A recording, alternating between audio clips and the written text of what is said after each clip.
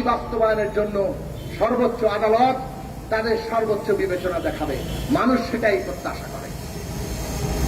মানুষ প্রত্যাশা করে সরকার সংসদে বসে এই সমস্যার সমাধানের উদ্যোগ নিতে পারে।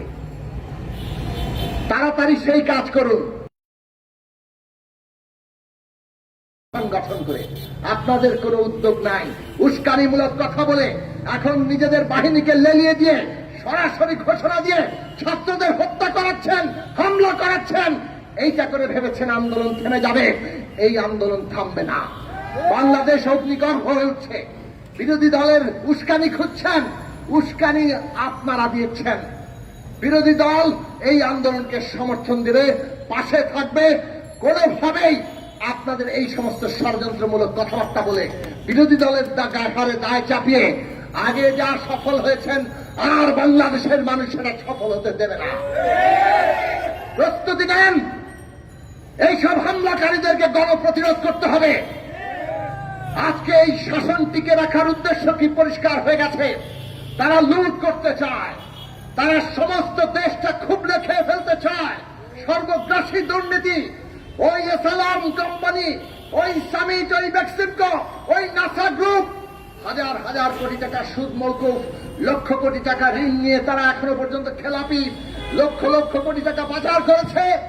আর দেশের সবগুলো রাষ্ট্রীয় প্রতিষ্ঠানের কর্তা ব্যক্তিরা বিনা ভোটে ক্ষমতায় রাখবো আর তাদেরকে যা ইচ্ছা তাই করার সুযোগ দেব। সেইটা জেনারেল আজিজ, বেনজির কিংবা মতিউর। এখন মায় খোদ প্রধানমন্ত্রী বলেন তার পিয়নও নাকি 400 কোটি টাকার মালিক। এইটা সম্ভবত বাংলাদেশ। তার পিয়ন 400 কোটি টাকার মালিক, হেলিকপ্টার ছাড়া চলে না। তিনি নাকি তার বিরুদ্ধে ব্যবস্থা নিয়েছেন। কি করেছেন? ওই যে অফিসে ঢোকার যে তার একটা কার্ড আছে সেটা সিজ করেছেন।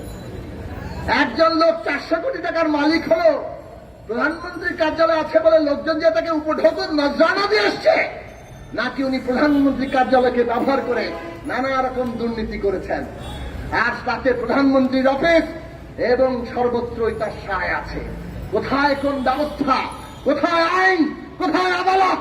কাজে প্রধানমন্ত্রী তার আসরে বসে দুর্নীতির এক প্রাতিষ্ঠানিক কাঠামো তৈরি করে ভাগ বছর দিয়ে বিনা ভোটে ক্ষমতায় থেকে দেশকে বিদেশের কাছে বিক্রি করে আজকে ক্ষমতা চালিয়ে যাচ্ছেন ছাত্রদের বুকে গুলি করে। এইটা বাংলাদেশের মানুষ সহ্য করবে না। বাংলাদেশের মানুষ সেই কারণে ঐক্যবদ্ধ হচ্ছে। আমরা পাশে থাকবো। এই লড়াই চলবে। এই লড়াই প্রতিরোধের সংগঠিত হবে। আপনাদের সবাইকে ধন্যবাদ।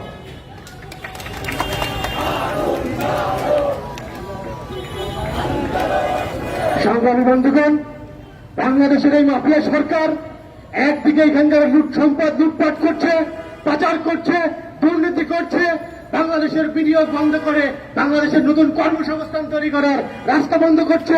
অন্যদিকে এইখানকার সাধারণ মানুষের সন্তানেরা যখন তার মেধার মূল্যায়নের জন্য, তার কাজ পাওয়ার জন্য, চাকরি পাওয়ার জন্য, কর্মক্ষেত্রে নিরাপত্তা পাওয়ার জন্য আন্দোলন করছে, তখন এই মাফিয়ারা, এই সন্ত্রাসীরা তাদের উপরে গুলি চালাচ্ছে, হামলা চালাচ্ছে।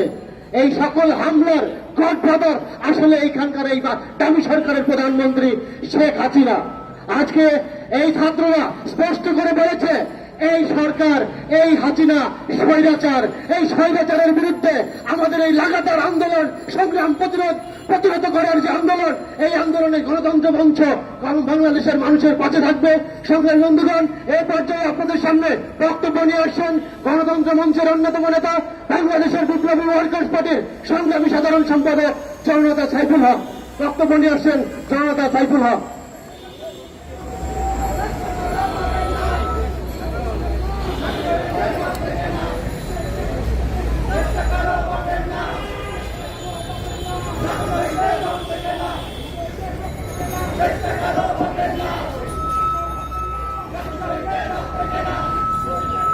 বন্ধুগণ,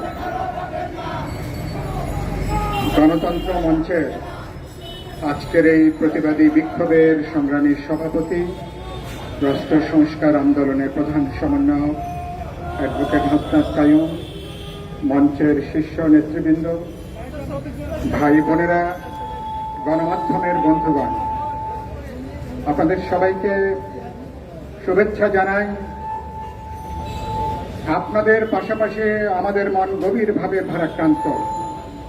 একটু আগেই আমরা খবর পেলাম রংপুরে কোটা সংস্কারের দাবিতে আন্দোলনরত ছাত্রদের উপর সেখানে পুলিশ এবং ছাত্রলীগ সরকারের বিভিন্ন গুন্ডা বাহিনী তাদের সশস্ত্র হামলায় আবু সাইদ নামে রংপুরের বেগম রোকেয়া বিশ্ববিদ্যালয়ের ইংরেজি বিভাগের মেধাবী ছাত্র তিনি নির্মমভাবে প্রাণ হারিয়েছেন।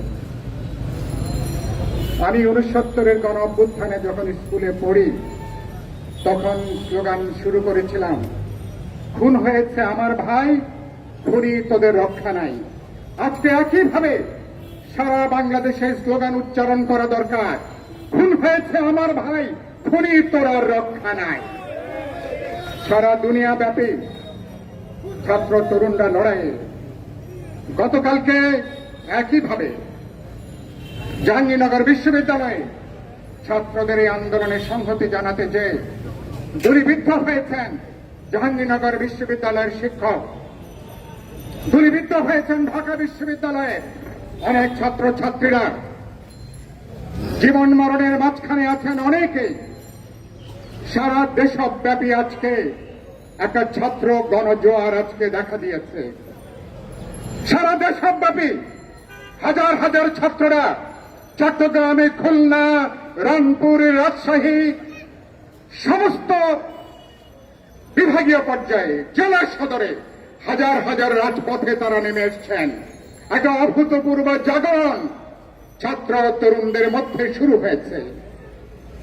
ঘটনা শুরু হয়েছে প্রধানমন্ত্রীর বক্তব্যের মধ্য দিয়ে। আপনারা জানেন ছাত্ররা শান্তিপূর্ণ আন্দোলন করছে কোটা সংস্কারের দাবিতে। সেই দাবিতে ছাত্ররা আশা করেছিল প্রধানমন্ত্রী যখন সংবাদ সম্মেলন করছেন তিনি নিশ্চয়ই ছাত্রদেরকে তিনি আশ্বস্ত করবেন, তাদেরকে তিনি আস্থায় নেবেন, আস্থা নিয়ে বলবেন, আলাপ আলোচনা করে যুক্তিযুক্তভাবে কোটার এই গণতান্ত্রিক দাবিটা, সংস্কারের দাবিটা কিভাবে মেনে নেওয়া যায় তিনি এ ব্যাপারে উদ্যোগ নেবেন। সে আলোচনার পরিবর্তে প্রধানমন্ত্রী বাস্তবে তিনি আগুনের মধ্যে তিনি ঘি ঢেলে দিয়েছেন। বাস্তবে তিনি উস্কানি তৈরি করেছেন এবং তিনি তার যে রাগ, ক্ষোভ এবং অভিমান, চীন থেকে তিনি আবারও খালি হাতে ফিরে এসছেন। তিনি হতাশ হয়ে ফিরে এসছেন। হতাশা তিনি লুকাতে পারেননি।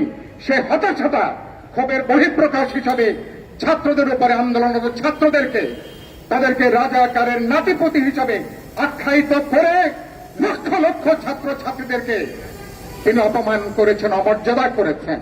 কেবল ছাত্র ছাত্রী না, তাদের বাবা মা, তাদের পরিবার পরিজন, আত্মীয় স্বজন, তাদেরকে পর্যন্ত তিনি অপমান করেছেন। ছাত্ররা দাবি তুলেছে প্রধানমন্ত্রীর এই বক্তব্যে তাকে প্রত্যাহার করা দরকার। আজকের এই সমাবেশ থেকে পরিষ্কার করে বলতে চাই, আপনি যে দায়িত্ব আছেন, আপনি আপনার শপথ ভঙ্গের মতন কাজ। মার্কিন প্রেসিডেন্ট শপথ ভঙ্গের জন্য তাদের ইমপিচমেন্ট হয়েছিল।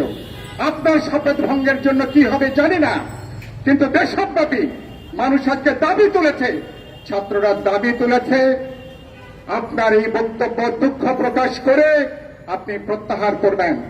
ক্ষমা যদি চাইতে নাও পারেন, যদি ভ্যানিটিতে লাগে, যদি মর্যাদায় লাগে, আপনি লক্ষ লক্ষ মানুষকে, কোটি কোটি মানুষকে যেভাবে অপমান করেছেন, অমর্যাদা করেছেন, সুতরাং তার জন্য আপনি আনুষ্ঠানিকভাবে দুঃখ প্রকাশ করুন এবং আপনি আপনার বক্তব্যটা প্রত্যাহার করুন। 3 নম্বর কথা হচ্ছে, আদালতের ঘাড়ে বন্দুক রেখে আপনারা এবার নীল নকশা বাস্তবায়িত করা যাবে না। বারবার সেখানে আদালতের কথা বলছে কেন? আদালত যখন একটা রায় দেবে কোটা রেখে, তখন তারা বলবে সর্বোচ্চ আদালতের রায়, কিভাবে এটাকে আমরা পরিবর্তন করি।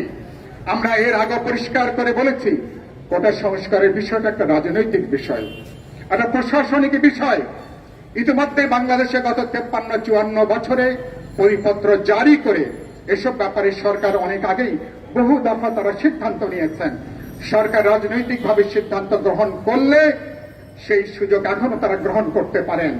হাইকোর্ট যে রায় দিয়েছেন, রায়ের মধ্যে তারা বলেছেন সরকার ইচ্ছা করলে কোটা তারা বাড়াতে পারেন, কমাতে পারেন, সরকারের এখতিয়ারের মধ্যে তারা এটা আছেন। কিন্তু আবার তারা আন্দোলনরত ছাত্রদেরকে তারা হাইকোর্ট তারা দেখিয়ে দিয়েছেন। আর ছাত্ররা যখন শান্তিপূর্ণ আন্দোলন করছেন, গতকাল ঢাকা বিশ্ববিদ্যালয় সহ দেশব্যাপী যে ঘটনা, আজকে সকালে জাতীয় দৈনিক সচিত্র ছবি বেরিয়েছে। আমার এক সাংবাদিক হিসাব দিয়েছেন 150 থেকে 150 ছাত্রলীগের চিহ্নিত ক্যাডার, যারা কেউ অস্ত্র নিয়ে যারা তাদের গুলি করছে, রামদা নিয়ে, হেলমেট নিয়ে, হকি স্টিক নিয়ে, তারা নারী ছাত্রীদেরকে তারা যেভাবে আক্রমণ করেছে, হেনস্থা করেছে, এবং তারা প্রায় 600-700 ছাত্র ছাত্রীদেরকে তারা সেখানে হামলা করেছে, আক্রমণ করেছে। ঢাকা মেডিকেল কলেজে অনেকে গেছেন, সেখানে তারা মেডিকেল কলেজে পর্যন্ত তারা হামলা করেছে।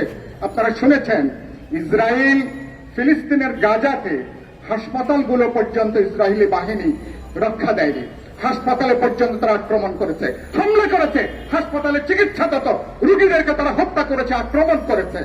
খুবই দুর্ভাগ্য, স্বাধীন বাংলাদেশে সরকারি দলের ছাত্রলীগ নাম করে কলেজের ইমার্জেন্সির মধ্যে দুবার করে ঢুকে আহত মরণাপন্ন ছাত্র ছাত্রীদেরকে তারা হামলা করেছে। এটা কোন দেশ? এরপরে বাংলাদেশ কি মগের মূল্য খাওয়ার বাকি আছে? পুলিশের ছত্র ছায়। আমি আজকে স্বরাষ্ট্রমন্ত্রীর উদ্দেশ্যে বলতে চাই, পুলিশের কমিশনের উদ্দেশ্যে বলতে চাই, আইজিপির উদ্দেশ্যে বলতে চাই, আপনারা যদি এদেরকে যদি নির্দেশ না দিয়ে থাকেন এই হামলা করার জন্য, অস্ত্রবাদী করার জন্য, এই খুনাখুনিতে যুক্ত হওয়ার জন্য, আগামী 24 ঘন্টার মধ্যে চিহ্নিত অস্ত্রধারী যারা অস্ত্রের কারবার করেছে, ঢাকা বিশ্ববিদ্যালয়কে যারা রক্তাক্ত করেছে, আগামী 24 ঘন্টার মধ্যে ওদেরকে গ্রেপ্তার করবেন, ওদেরকে আইনের আওতায় আনবেন, না হলে দেশবাসী মরণে